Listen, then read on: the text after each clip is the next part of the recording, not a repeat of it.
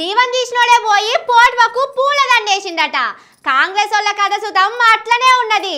సంపుడు మళ్ళా పోయి పూల దండేసుడు మస్తుగా అలవాటైంది వాళ్ళకి. నిన్ని ఆటి ముచ్చట కాదు, ఓ 50-60 ఏళ్ల సంది ఇదే కథ నడిపిస్తున్నారు. మళ్ళా మన బిడ్డలే చంపుతున్నారు, మళ్ళా వాళ్ళకే మనం ఓట్లేస్తున్నాం, గద్దె మీద కూర్చోబెడుతున్నాం. ఇప్పుడు ఇదంతా ఎందుకంటే ఇగో ఈ వార్త చూడుండ్రి. ఇది కొత్తగా తయారు చేసిన తెలంగాణ రాజముద్ర. తెలంగాణ వచ్చినాక అప్పటి సర్కారు ఒకటి తయారు చేస్తే అది మంచిగా లేదని కొత్తది తయారు చేసే కార్యం ముంగటేసుకున్నాడు రేవంతం సారు. కొత్త దాంట్లో అమరవీరుల స్థూపం బొమ్మ పెడుతున్నారట. తెలంగాణ అంటే చార్మినారు కాకతీయ తోరణం కాదు, అమరవీరులు. అందుకే ఆ బొమ్మ పెడుతున్నామని కాంగ్రెస్ పార్టీ వాట్సాప్ యూనివర్సిటీలో పబ్లిసిటీ చేసుకుంటున్నది. సరే గాని ఆ అమరవీరుల స్థూపం ఎందుకు కట్టిరో ఇప్పుడున్న కాంగ్రెస్ వాళ్లకు, మరీ ముఖ్యంగా రేవంతం సార్కు తెలిసినట్టు లేదు. 1969 సంవత్సరంలో తెలంగాణ కోసం కొట్లాడేటోళ్లను పోలీసు వాళ్ళు తుపాకులతోని కాల్చి చంపిర్రు.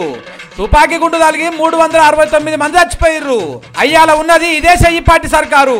కాసు బ్రహ్మానందరెడ్డి అన్నట్టు ఆయన ముఖ్యమంత్రిగా ఉండే. తెలంగాణ కోసం చచ్చిపోయిన 369 మంది పొలగాండ్లను యాద్ చేసుకుంటా తెలంగాణ అమరవీరుల స్థూపం కట్టిర్రు. దీన్ని కడతందుకు కూడా అయ్యాలున్న కాంగ్రెస్ సర్కారు వాళ్ళు మస్తు తిప్పలు పెట్టిండ్రు. గన్ పార్క్ కాడికి పోకుండా పోలీసు వాళ్ళను కావలు పెట్టి కొట్టించిర్రు. దానికి మొదలు 1952 సంవత్సరంలో రాష్ట్రం కోసం కొట్లాడుతున్న 6గురిని పొట్టన పెట్టుకున్నారు.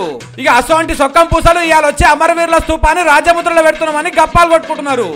అంటే ఆయాల 639 మందిని 10 ఏళ్ల కింద అయిన ఉద్యమంలో 1000 కంటే ఎక్కువ మంది పొలగాండ్ల జీవం తీసింది మేమేనని చెయ్యి పార్టీ వాళ్ళు చెప్పుకుంటున్నారు అన్నట్టు. తెలంగాణ కోసం 2-3 వేల మందిని చంపినాం, అందుకే సోనియమ్మ తెలంగాణకు తల్లి అని చెప్పుకుంటున్నారు అన్నట్టు. ఇదే కాదుల్లో ఇంద్రవెల్లి కాడ రక్తాన్ని కాలువలెక్క పారించింది కూడా ఇదే కాంగ్రెస్ వాళ్ళు. మళ్ళా ఆడికే పోయి ఓట్ల మీటింగ్ పెట్టి మాకే ఓటేయాలని అడిగిండ్రు.